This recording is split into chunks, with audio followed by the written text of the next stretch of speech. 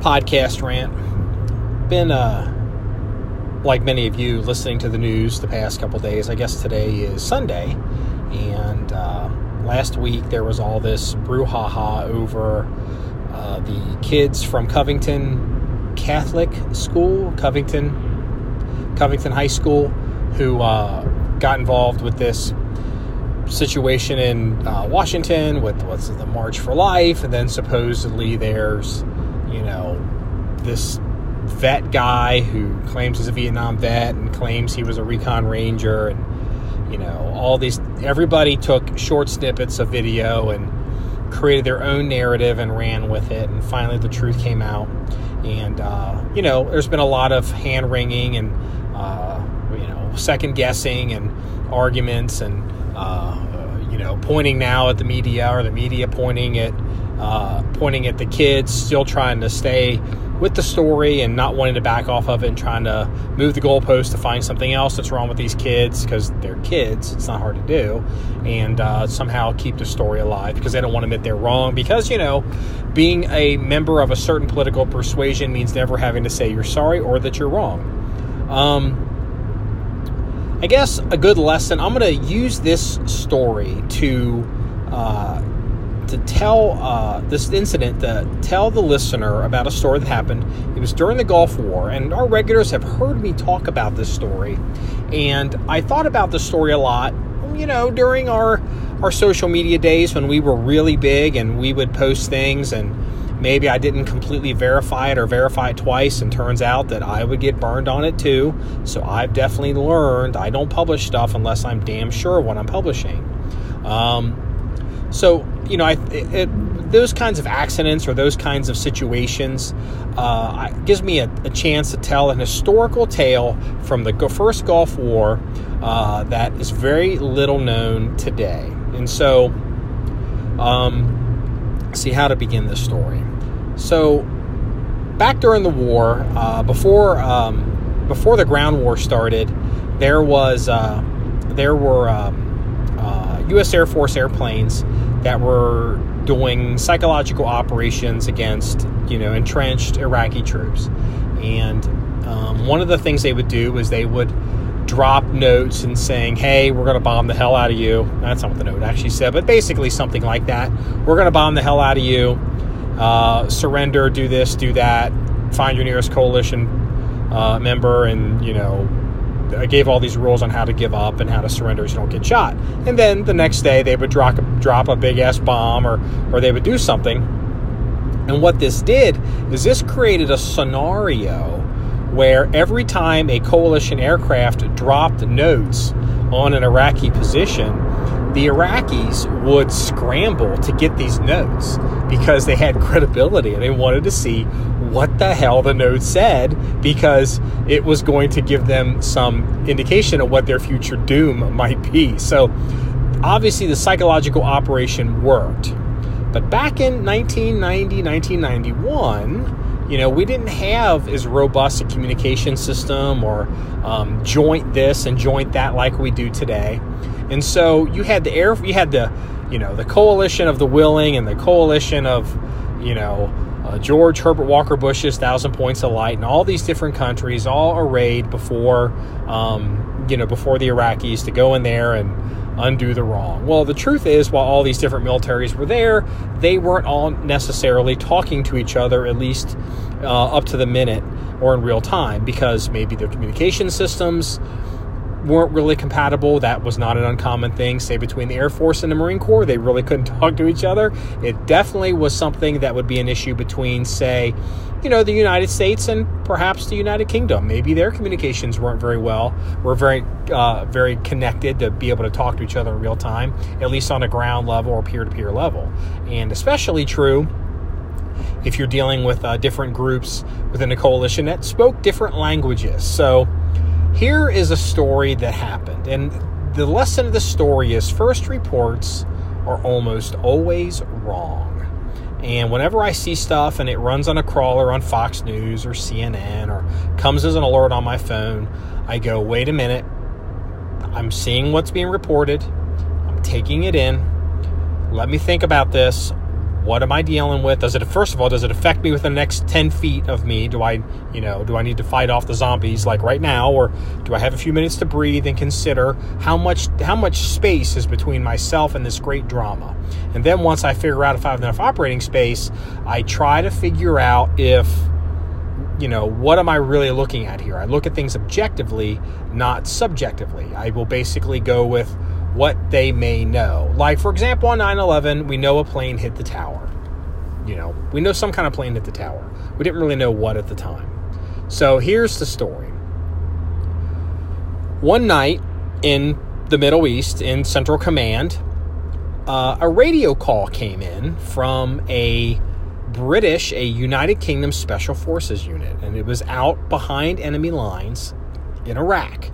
And, snooping and pooping, super secret ninja stuff, going behind enemy lines, reconning or doing whatever these boys were doing. And they're out there not getting caught, not getting detected, earning their pay and all of that. And all of a sudden, in the middle of the night, off in the not too far distance, they see a bright flash and a huge fiery mushroom cloud. The largest fiery mushroom cloud and largest blast that these soldiers have ever seen. Especially at night, because it's really bright at night. These are not people that have 90-day wonders that have been in the military for 5 minutes. They've seen a lot of ordnance go off.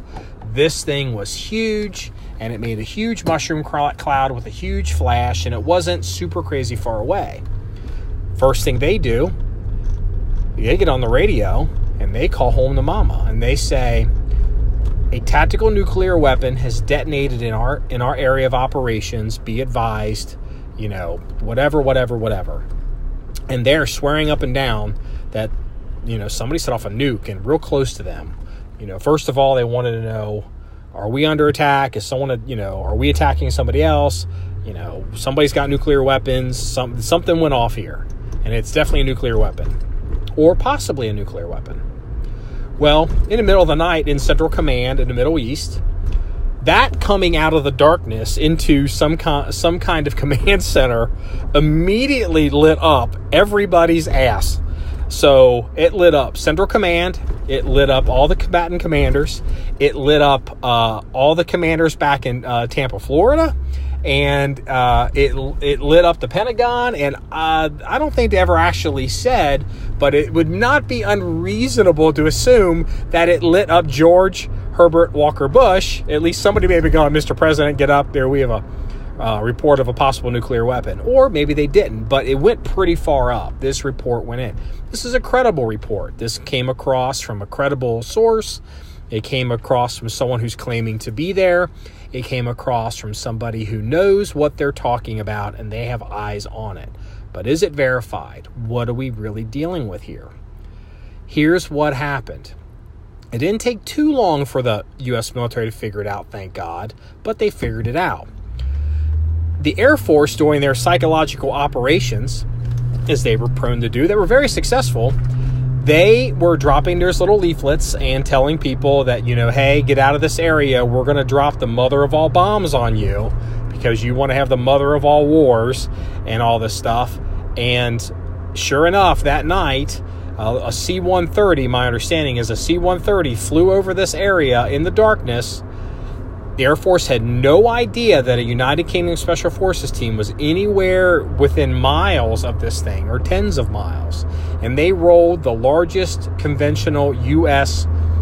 bomb out of the back of a C-130, something they call the Daisy Cutter. And the Daisy Cutter is about the size of, a Volkswagen. I mean, it's this huge bomb. And it's really not very practical for a lot of things. Maybe you could use them for possibly to... I think the last time I heard they dropped one was in Afghanistan to close up some of the tunnels for the Taliban, during the Afghan war. So what was a legitimate, use of force and a legitimate erroneous report went out across the communications nets to all the combatant commanders. It probably even went out to, at least I think to the United Kingdom's military, general, I don't know what they call that, the general, the GHQ, general headquarters or command staff, general command staff. I can't remember what they call their highest level of command authority. But it flashed all around the world, possible detonation of a nuclear weapon. Thank God we really didn't have social media then like we do today, because something like that was legitimately reported, but maybe it was misinterpreted, or maybe it was misrepresented by another party and then is being passed on as being legitimate or factual or 100% correct. Social media today, that becomes the story. That becomes the narrative. And one thing I've learned is, when you're dealing with stuff like this, first reports are almost always wrong. I remember on 9/11, there were reports of 20 airplanes were hijacked. And I remember there were reports of there was a plane that was on a tarmac somewhere in Texas, and the SWAT team had it surrounded, and the terrorists were shooting back at them. Like, there were all these crazy reports off 9/11 that we all know now. Even the biggest 9/11 truther understands that stuff never happened. So maybe, look, the media isn't going to learn a lesson. Social media isn't going to learn a lesson. The left isn't going to learn a lesson. Realistically, the right isn't going to learn a lesson, because everybody has an agenda. So hopefully you, the listener, will remember the story about the nuclear bomb that went off during the first Gulf War that turned out to be a mistake, and you'll think twice before pressing send on a tweet or a Facebook post or whatever they're using in 2030 or 2050 that I don't know what it is yet today. So remember, it's all about shooting guns and having fun, not making any mistakes. Everybody, have a good day.